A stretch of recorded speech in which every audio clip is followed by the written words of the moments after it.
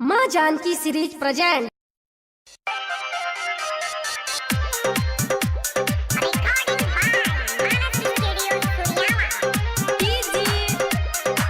मिठू राजा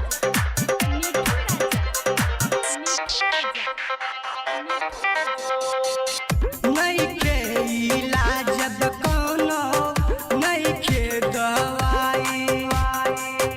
आवेला याद तोहर आवे रोवाई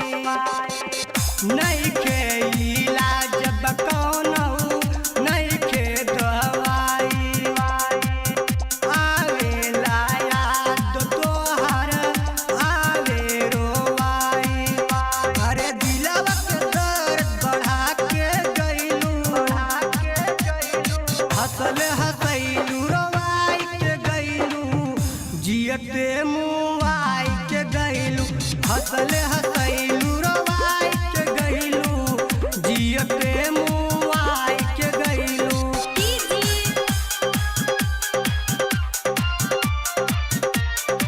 मिठू राजा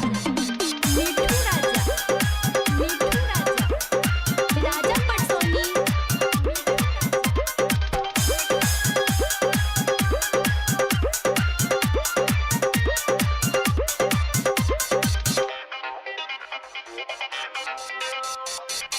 याद तोहार पल पल आवे कैसे जियत बानी हो दारू में मिला के रानी खुद के पियत बानी हो खुद के पियत बानी हो याद तोहार पल पल आवे कैसे जियत बानी हो दारू में मिला के रानी खुद के पियत बानी हो अरे जियते चिकवा सजाई के गइलू हंसले हंसैलू रोवाई के गइलू जियते मुआई के गइलू हंसले हंसैलू रोवाई के गइलू जियते मुआई के गइलू मिठू राजा पटसोनी।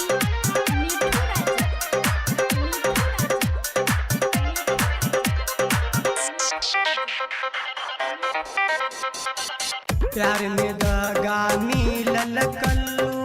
लागता बड़ी डर हो तोहरा पे विश्वास हम कैली फूटल हमर करम हो फूटल हमर करम हो प्यार में दगा